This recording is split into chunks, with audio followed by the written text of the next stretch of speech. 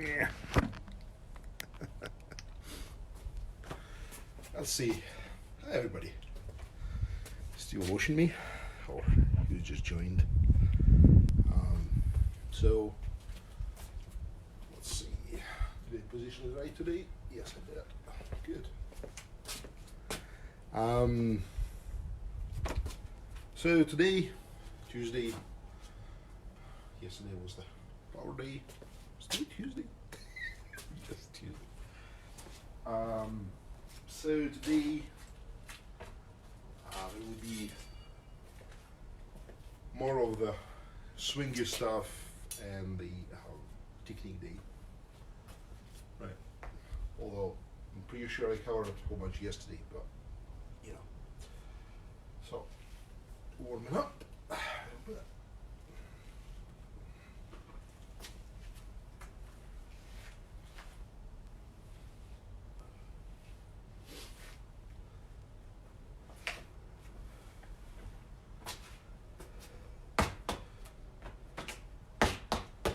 My leg is acting up today a little bit. So some of the movements might be a bit stiffer than they usually are.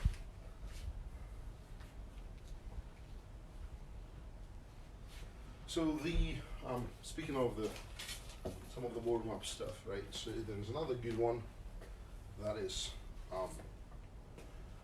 let's see, can you see it from here? Yes. So your usual position was about two elbows length out, right? Feet parallel, and you do this, and then you start doing the rotations in the different directions while controlling your knees a little bit. This is also very good for you and for your knees, especially if your knees are talking, be it age or damage and stuff, right? So things like that. It's always good to warm up knees a little bit. They are neglected and they are the first ones to hurt like hell. So be mindful of your knees. So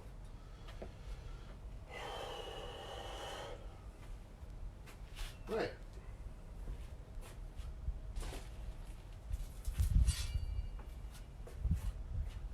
Let's go with the heavy guy today.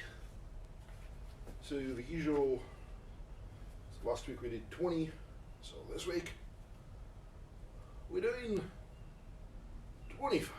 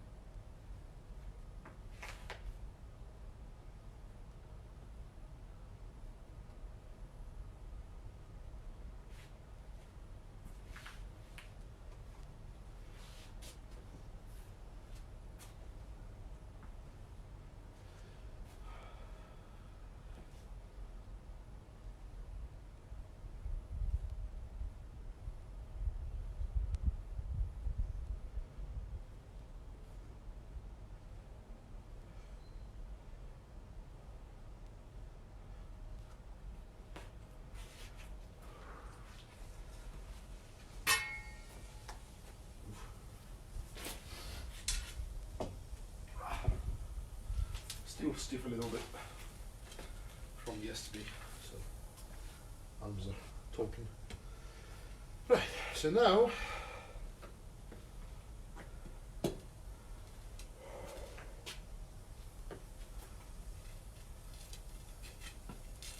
this is more of the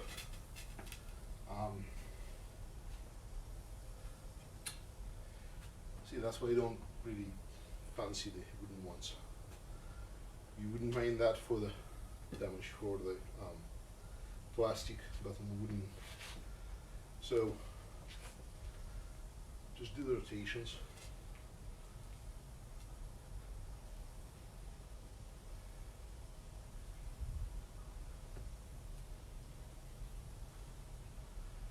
Try to not press it as much. Just kind of rotate it through.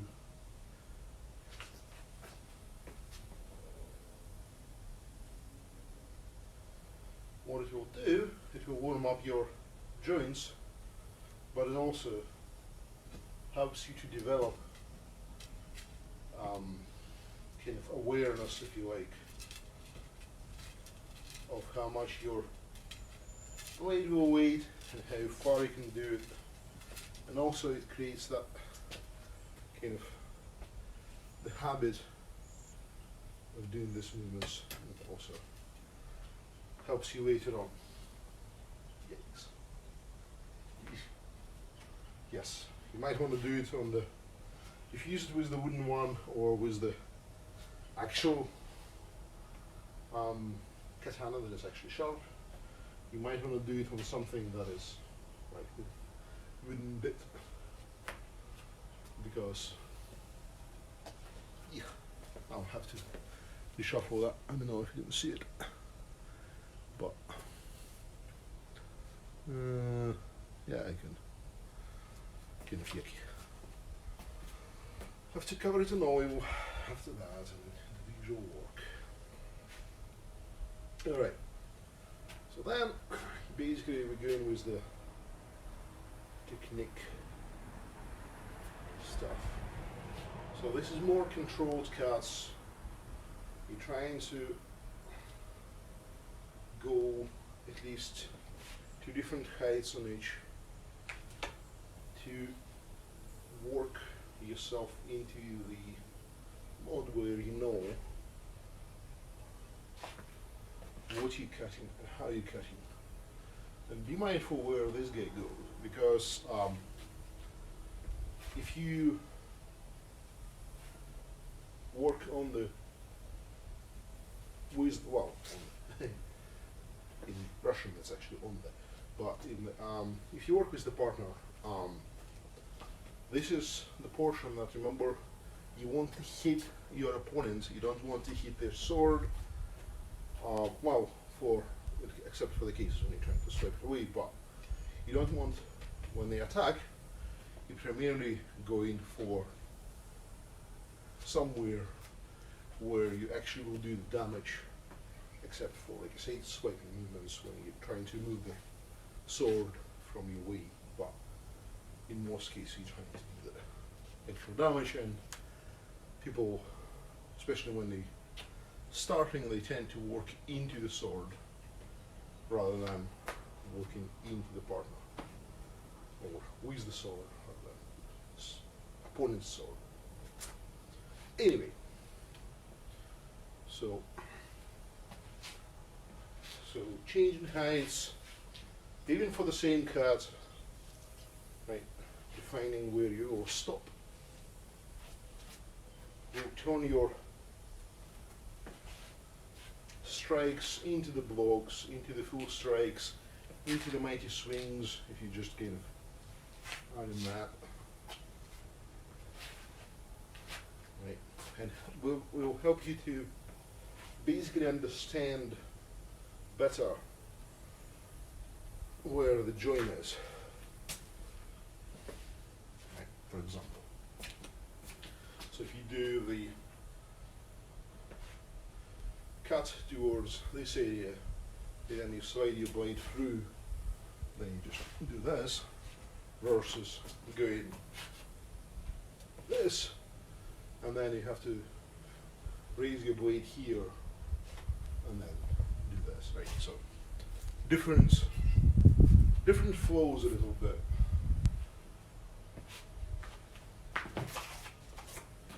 This is more logical.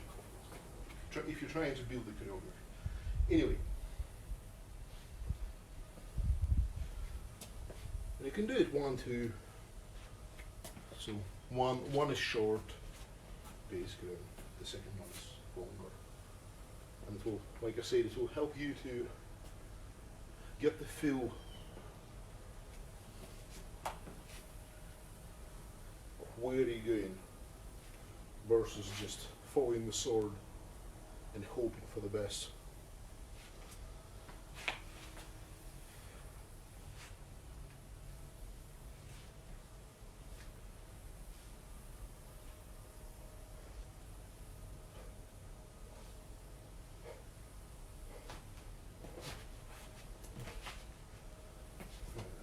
Like I said, you can interchange them, just don't forget to breathe, because important. And because if you're trying to do a strike on the inhale, it actually always kind of fails and stuff. So, for example, right, if you're joining 2 short and 1 long, you can do 1, 2, 1. And while the motion is exactly the same, you can see the difference quite visually, right? In the dynamic of the fight, when you go strike, strike, basically cut, right? And always remember that if you do the wide ones, you expose your front, so you need to compensate immediately or be aware of the potential attack has been released. Sometimes you open just to kind of show the opening if you know the counter attack. But anyway, again, 1, 2. So the sword extinguations, right? 3, 4. So they're your basic 4 starters, but you can execute them in very different ways. So this one normally people fall, just take a step forward, right? Step forward, step forward, step forward. However, if you're starting playing with the different lengths of it, right, you can go strike, strike, strike, strike. Notice that when I'm joining them, I actually don't see, I don't know if it's possible. So let's do it again. So short, long. And then in order to go back, I can do this instead of my normal. Right. Yes, I don't do this. 1, 2, 3. But I do 1, 2, 3. Very different stroke. Exactly the same angle, exactly the same everything. The difference is that now we're doing the full here, then here. And you can do the full here as well if you're trying to play with the larger, especially if you're trying to build the scene with the larger weapons, like this, where you're trying to show the actual width of it. You can go hit, that was blocked, hit, that was blocked, and strike all the way through. 4, 1, 2, 3. Because you can, the flowing movements, that's why you want to build up your flow, so you do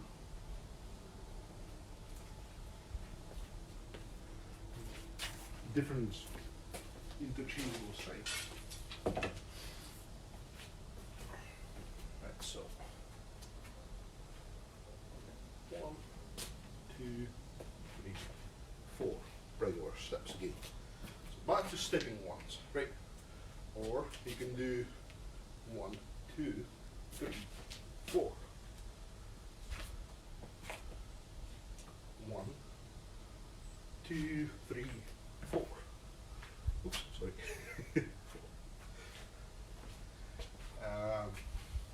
So, while, like I said, people in videos did an impressive job, a great job at showing you how to change even the first 4 angulations in a sword XP technique or sword XP system.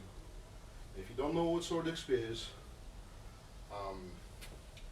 this is the training / entertainment program put together by a few people the group is led by Adrian Paul, who you know from Highlander, hopefully, and from Mr. Dante from Arrow, and some of other guys, Keith Jennings, and some other trainers that work with Adrian. They basically put the number system in order to help people to go faster through the training process and understand things better, and it helps with the choreography build up. But like I said, there's plenty of videos right now. If you've been to Sword XP especially, you've been shown this, how you can execute the whole angulation sequence. And it's very helpful indeed. But joining it with the steps is always up to you and up to looking at the choreography rather than blindly following. I always have to do this. This is just an example.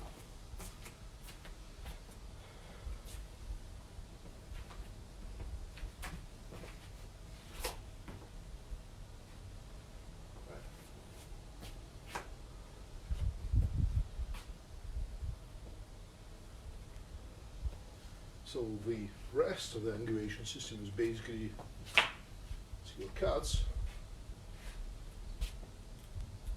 Right, so because after you've done 1, 4,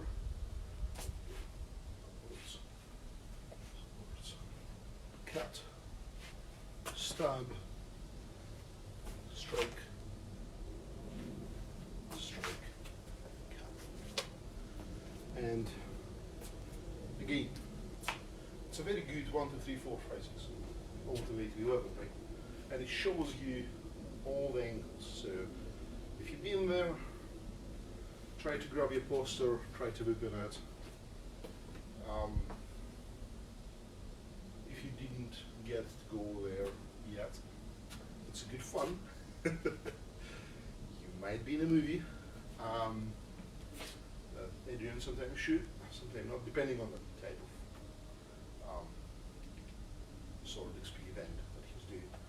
But it's a good fun and it's a good exercise, and it will, especially if you're fond of the, the Highlander TV series. If you have, actually, if you're fond of the Highlander movies as well, except for the last one, nobody likes the last one.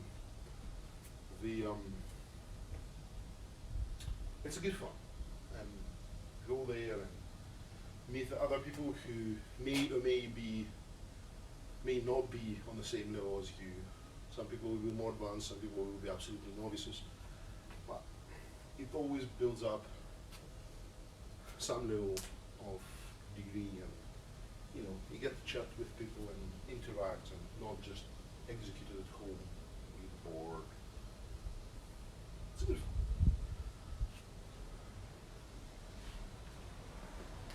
So the low ones, right? So let's say you did the low ones. So 1, 2, 3, 4. The low ones you generally want to do is the step, because this kind of movement, when it's done by itself, you generally do this anyway. And it's kind of more natural to do with the step, right? And the uppercuts, you generally do like this. You can shorten them a little bit if you're trying to build choreography where somebody strikes you with the diagonal, right? This is the stopping ones for diagonals, just go in opposite direction. So you do this, and then you don't have to do the steps as well. I mean, in fact, you can do this, if you want to. If you want to turn them into the block rather than strike. But however, these guys are indeed strikes, and the idea behind them is that you're trying to basically just go through somebody's defense. And just remember, I was talking about the swiping motion, where you're swiping the sword away. So these ones are the biggest problem with the swiping upwards is that then you give your opponent enough motion and inertia to just go there and they fast. But sometimes you do that.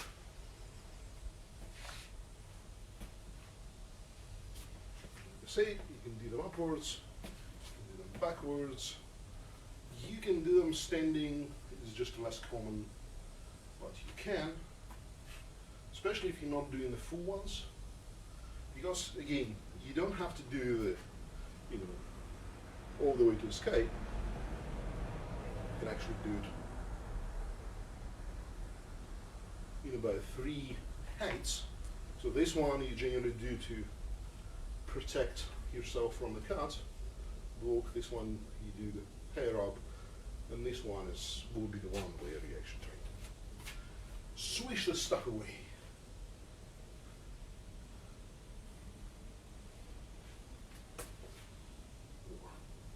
In case if you're super duper cool, come in there, you do this and just blood everywhere. Everybody dies.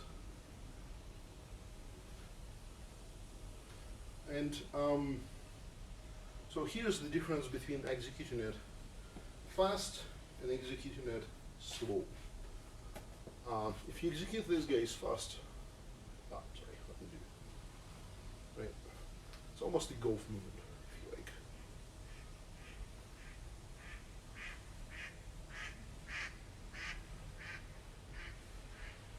By the way, if you do that wide, remember the swiping movement in here. Your blade should always face outwards and then come upwards. And same in here. It faces outwards and come in here. The reason for that is because then, while it's moving here, it also blocks any attacks in here. And if you're adventuring in dungeons full of lovely spiders, this is how you cut the web. For those of us who are playing nerdy games. Right, so, so the normal pace versus the fast pace versus the slow pace. If you do it slow, you actually will catch yourself better if you're doing it wrong. And like I said, because these are basically the opposites of the cuts, you can test yourself always if your angles are right by doing this joint movement, right? So you do this. Notice the plane to which blades go, right? Or blade goes, right? If you do this, it's the same, it's the very same basic plane of rotation. And these are probably the easiest, this is probably the easiest way to work yourself into executing this movement right. Just upwards, upwards, because it's symmetry in the movement. It's kind of like here, even doing left and right, right? So here is similar, it's upwards, downwards, upwards, downwards, upwards, downwards. But I digress. So back to the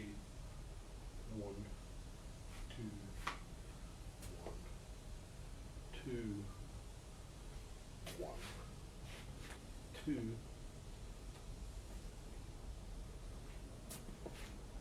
So this is elongation system. The first stab, solar plexus. I don't know, do you have enough? I'll try it. So, now this guy's, right, so do the diagonal. The last diagonal you kind of drag in a little bit, and then you just do the diagonal stab. Then this is the one where you, because you try to stab somebody, right? So they done this, for example, or this, or this, just or this, and now they open. Especially if you angle the stab a little bit against the center, people will generally just kind of try to block it or swipe it. This, right, so think about this way. Finish the stab, you come in, and what you do, you try and, so the vertical, the horizontal. The reason for that is because the block, right? So these are, speaking of the blocks, so the vertical cut, strike. So you done that. The block for this one is obviously moving away in either direction. This is the tricky block because if you do this, so remember that the cutting blade will slide through, or try to slide through, so if you do it too low, it hits your head.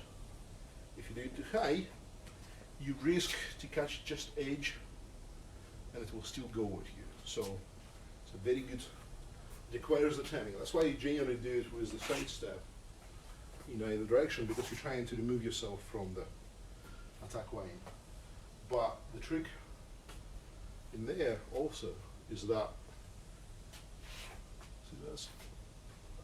If you, oh, let's see. it's better to see this. So if you do this, if you're too close, what will happen? Right, so if you're too far, like I say, if you're too far, right, here, and you open yourself and you just don't have enough reach. And everything else, if you're going too close, apart from the angle, what you need to remember is that if you're too close, hear that noise? That's exactly what happens. Because people do this, and typically they put quite some muscle in there, or they do it with the jump. So you have to be able to stop it without getting all wobbly here. That's why you're stopping it with the last third, preferably, and then you just slide a little bit. So again, this one is a tricky one. So that's why people not often do this in real fights. You're generally trying to catch it slightly differently, but you know, if you do the mighty scenes and stuff, this is very picturesque block. You can actually do it with one hand as well. So, and remember I was talking about doing it, finding the weight center of your blade. So this is the good thing to remember, because this is how you will be able to do it fast enough, because all you do, you just kind of relax it a little bit, and just put it in, and then you fix it if you want to. Because then, all you did, you rotated instead of directed it fully, just faster movement. Anyway, so this is for the ones, right, and then there is diagonal ones that goes into your shoulder, and you can block it with the rest of this if you want to, right? Because this is essentially the same move, but here's the interesting trick. If you've done this for the top, right, into this side becomes more and more open. So final stab in the face gets you, or through the hands because they're all taped in. Now, anyway.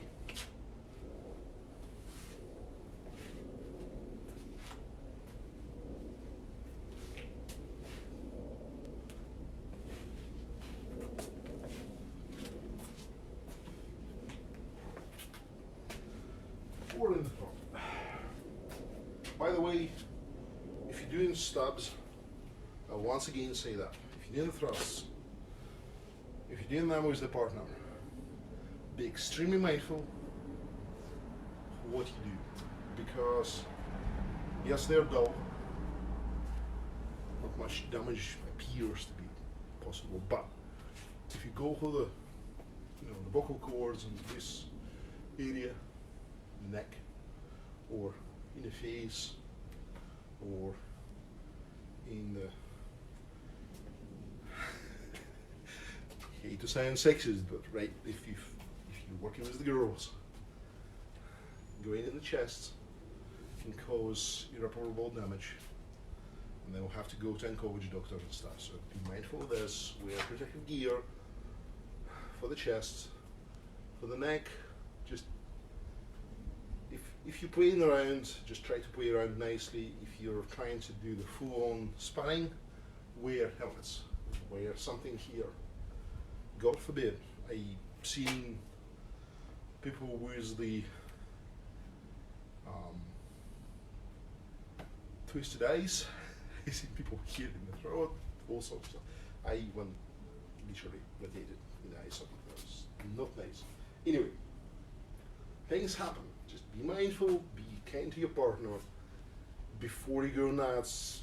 Even if you get hit and you get pissed off, and just be always mindful.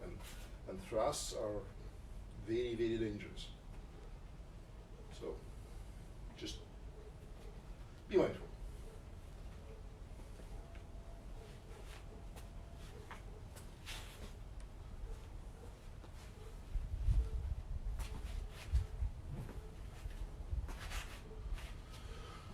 And as far as the weather warms up, man, just came back. Great. And if you want to add some flourishes in your routine, right, the 8s are always great, especially if you're trying to, impress somebody. You do this, you do full swing, and then you do that, and then you do that, and you're all cool and shiny and stuff. But flourishes are, if you rely on the flourishes to scare people too much, if you're actually trying to go in a fight, be aware that there's most of these flourishes have a flow. Flows and beats the dead center of the rotation, right? Just notice that I move my hand when I'm rotating it to avoid just staying there, because you do that 10 times and you can see that there is the dead center over here. Or the open areas and stuff. So while they are great to impress people or just do, some flashy stuff, they are not all that useful. I mean, yeah, sure, there's, the whole stories about people whirling sables above the head, so none of the raindrops will land on them. But never seen it. I don't say it's impossible, but 99% of the population probably couldn't get there. I could not even fathom how fast you need to rotate it. So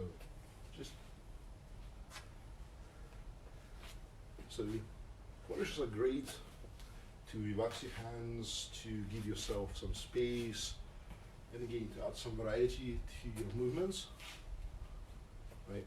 But in real fight, for example, this you would never do because your partner will hit you quite a few times.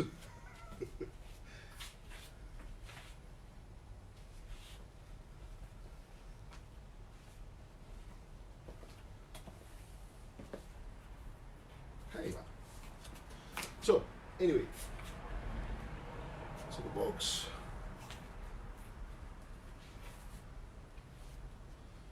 The stabs, the thrusts, and that is pretty much it for today. As I said, I will talk about more of the just angulation stuff and show the stepping, side stepping, things like that. But in reality, so as far as the footwork, for most of the things that you will want to do as part of your exercise, right? Unless you're doing the stylized stylized kung fu, stylized anything, really, right? You know, you're not doing the praying mantis here. You know, stuff or drunken fist. He will rarely do anything more fancy than just kind of going in the rounds by maybe shoulder height. Sometimes you do lunges, but as I say, the lunges are actually not that great for you health-wise if you have bad knees. And in general, the lunge is the last possible. So these ones, right, when you do the kind of full out. If you do this full out, it's great. Except then you have to go back and you're kind of stuck in here. So, I mean, the only one you recover from here is you do the lunge and then you're starting to do forward stepping and things. But that's probably when you're completely aware of what you're doing. Until then, your best bets are just proper steps. Be it so in the Tai Chi Chuan, there's style called Sun, and they have the short steps, so to speak, right? It's basically the step that is you do a little bit out and you shorten your steps. You're never fully stable, static in your position. You kind of always rotate within the small sphere, and you always move around and do things on both feet. And this is probably the best description for what is actually very good for just general sword practice, non-stylized ones, not specific to some, fighting style or stanzas or any of that. You just move. Hi, Wendy.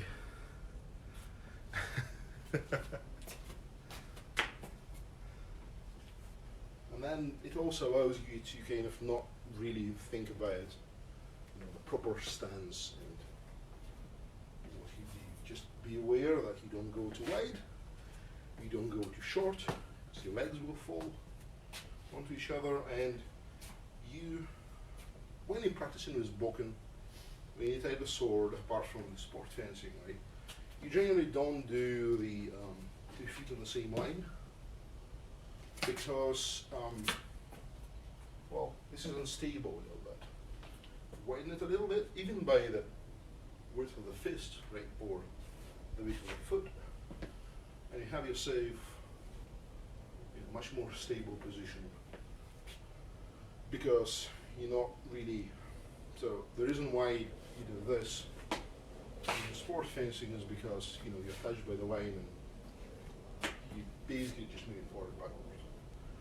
In the typical actual sword fight, you cover wider area, maybe you less linear in the movements, or at least you're trying to be. I mean, if you're fighting in the role of your colleagues, then, or in the line, there's different conversation, right? You all standing there with the shields, and or without the shields, or there's two guys with the shields, and you're standing there with the sword and walking through, and then yes, you don't do this much. So there are people, but if you're just doing one-on-one, or one more than one, if you're that good, right, you tend to move a little bit around.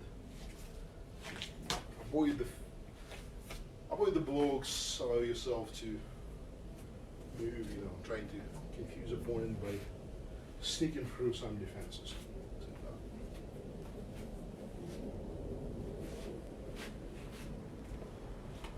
Most importantly, again, try to just feel the flows of your sword, of your blocking, whatever you're training with, and apply general breathing to it. So you have the flow, you have your breathing, you have at least some form of the movements on your feet. And you can just have fun with it. Find yourself an opponent. If you can't, then, well, wait until quarantine is over. Go to the Facebook pages and try to find like-minded people to train with, to just play around with, because it doesn't have to be the, you know, the sporting event of Grand Escape, or it doesn't have to be a gym. It doesn't have to be dojo, if you like, right? I mean, realistically, you can do it. You can go to the FEMA guys. There's plenty of them. They are hidden. They're well known only between themselves. But if you go to the HEMA guys, sorry, historical European martial arts, right? There's plenty of people that are practicing various school of sword fight, or even the more heavier weaponry, such as axes. You can find yourself something, and then you just kind of go with it. And if you're completely taken away by the idea of having the edged weapon, you know, you can practice with the swords, you can practice with the axes, spears, there's a variety of it. The important part is to just enjoy it, versus turning it into some obligatory process and make it. I mean, you still need to work on your technique. You still need to practice so your opponent is not bored with you. I know, FEMA, that's what I say. But they're two different people.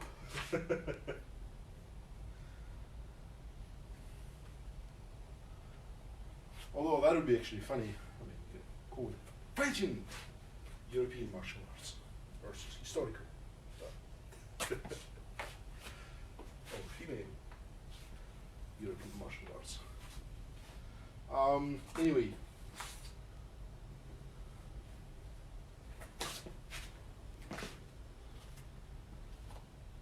And that's about it.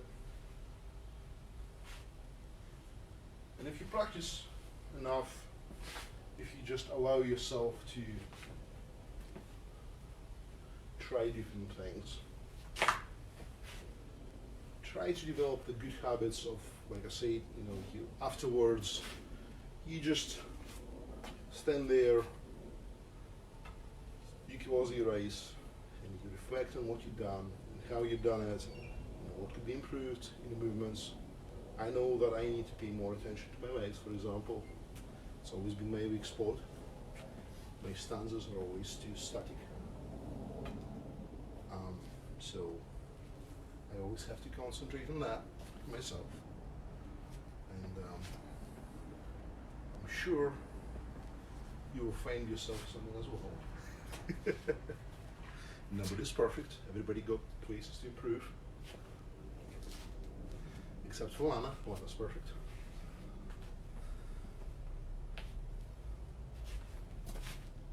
And just follow with it. It's getting better outside. That is also true.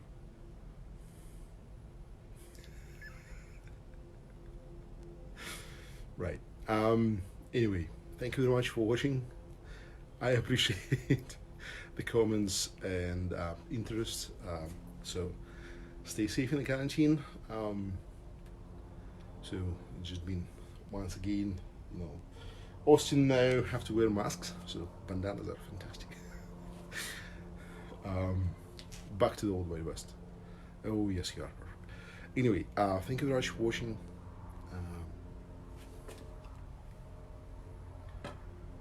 Stay healthy and practice if you can. If you cannot practice, just kind of try to get yourself. I mean, again, nobody's perfect. It's all about the journey. In the end, yes, in the end there could be only there could be only one, but